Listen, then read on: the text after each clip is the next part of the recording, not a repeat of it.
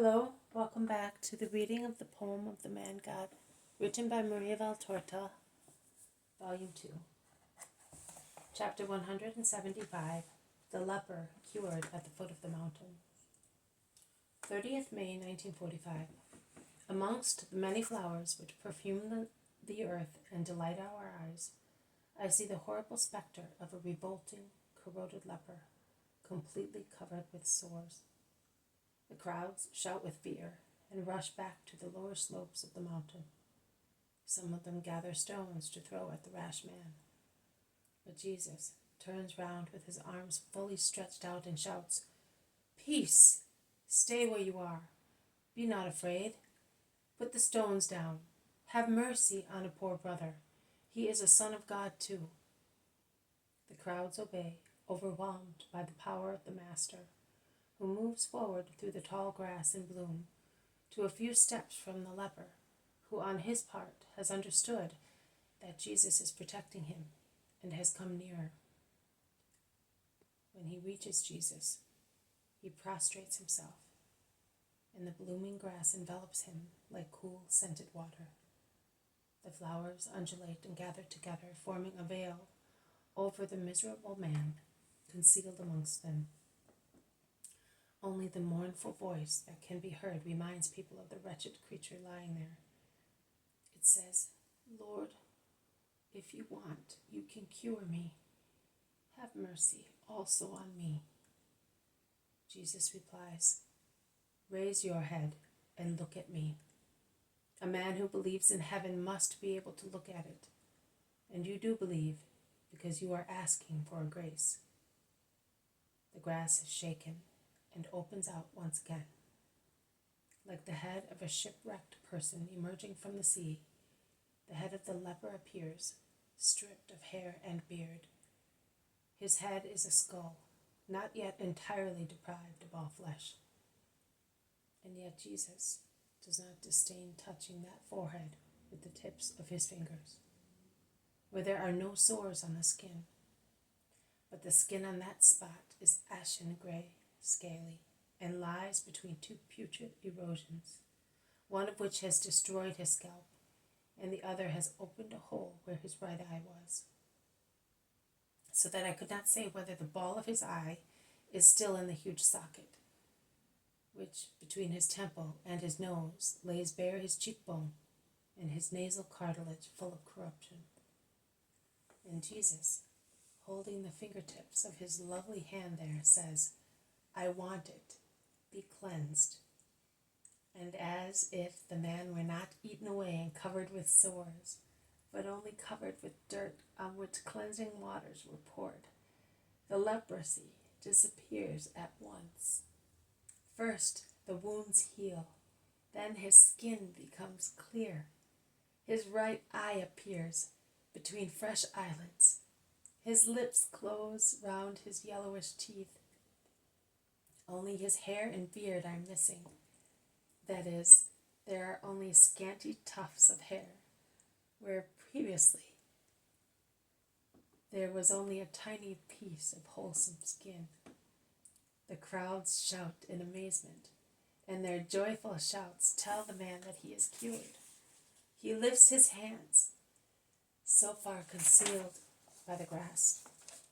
He touches his eye, where the huge hole was. He touches his head, where the large sore showed the skull, and feels his fresh skin. He stands up, looks at his chest, his hips. He is all wholesome and clean. He collapses once again on the flowery meadow, weeping out of joy. Do not weep. Stand up and listen to me. Go back to life according to the rite, and do not tell anybody until you have accomplished it. Show yourself to the priest as soon as possible. Make the offering prescribed by Moses as evidence of your miraculous cure. It's for you that I should witness, my Lord. You will witness for me by loving my doctrine. Go. The crowd has come close once again, and they congratulate the man, miraculously healed, although from due distance. There are some people who feel they ought to give him some provisions for his journey and throw some coins to him.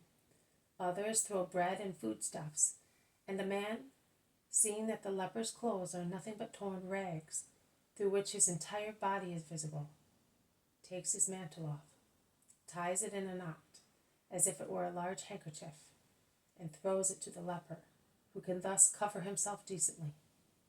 Another man, as charity is contagious when it is common, cannot resist his desire to supply him with sandals, takes off his own and throws them to the leper. And what about you? Asked Jesus, who saw the gesture. Oh, I live nearby. I can walk barefoot. I can walk barefooted. He has to go a long way. May God bless you, and all those who have helped our brother. Man, you will pay for them. Yes, I will. I will pay for them and for you, that the world may have faith in you. Oh, excuse me. You will pray for them. Yes, I will. I will pray for them and for you, that the world may have faith in you. Goodbye. Go in peace.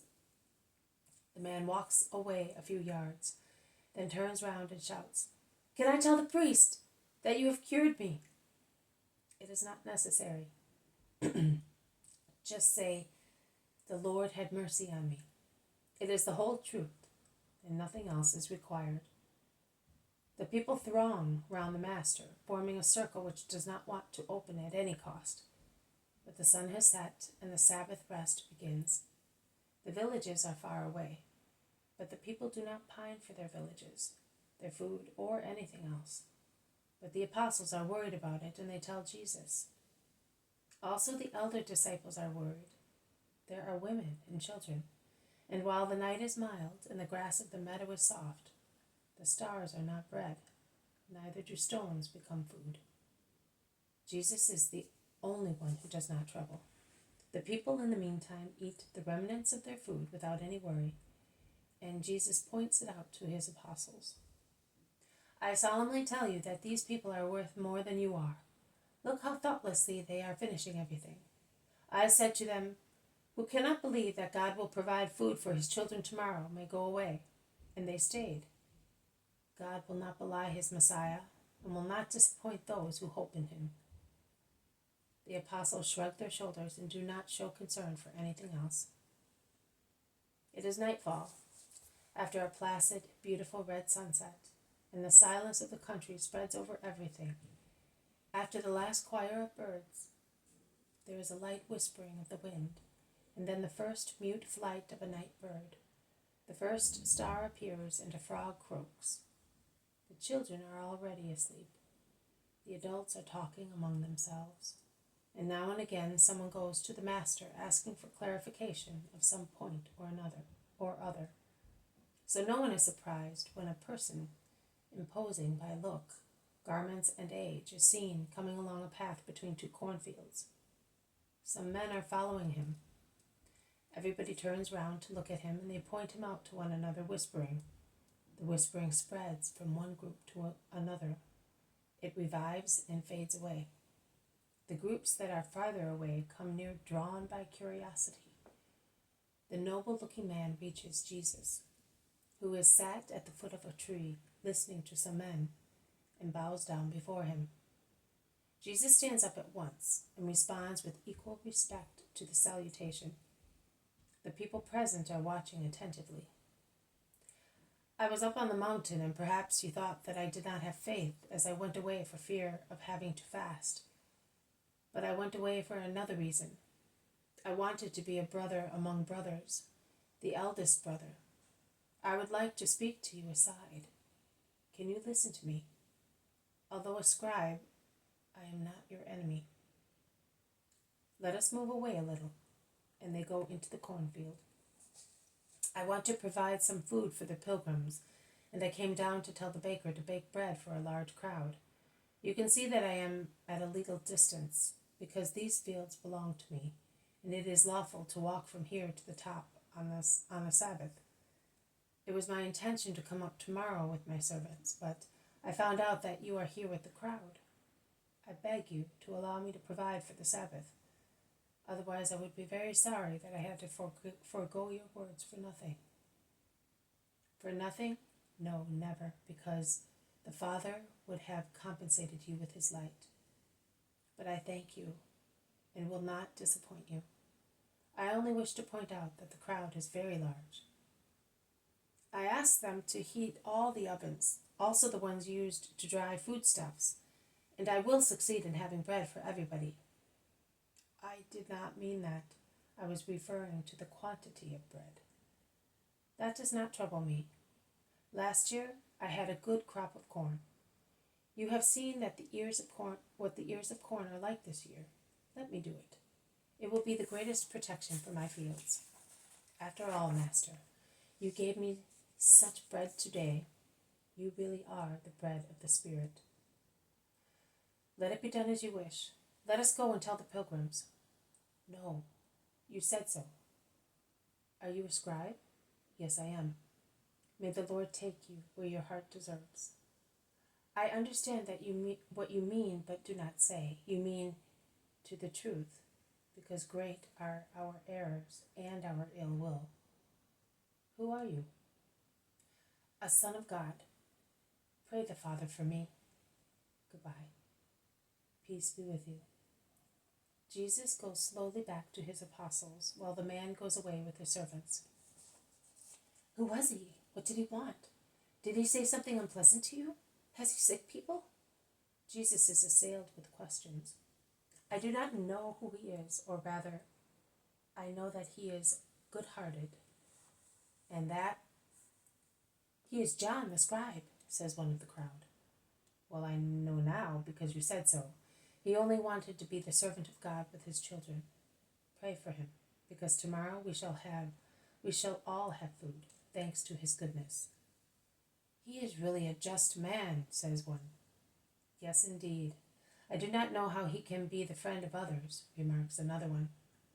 He is swathed in scruples and rules like a baby, but he is not a bad man, concludes a third one. Do these fields belong to him? Ask many who are not from this part of the country. Yes, they do. I think that the leper was one of his servants or peasants, but he allowed him to stay around here, and I think that he also fed him. The comments continue, but Jesus does not pay attention to them. He calls the 12 near him and asks them, And what should I say now in regard to your incredulity? Did the Father not put bread for all of us into the hands of one who, by caste, is an enemy of mine? O men of little faith, go into the soft hay and sleep. I am going to pray the Father that he may open your hearts and to thank him for his kindness. Peace be with you. And he goes to the lower slopes of the mountain. He sits down and collects his thoughts in prayer. When he raises his eyes, he sees the myriad of stars crowding the sky. When he lowers them, he sees the crowd of people sleeping on the meadows. Nothing else. But such is the joy in his heart that his face seems to become transfigured by a bright light. This has been a reading from the poem of the Man God, written by Maria Valtorta, Volume 2. Chapter 175, The Leper Cured at the Foot of the Mountain. Thank you for listening. I will see you tomorrow. May God bless you, and may peace be with you.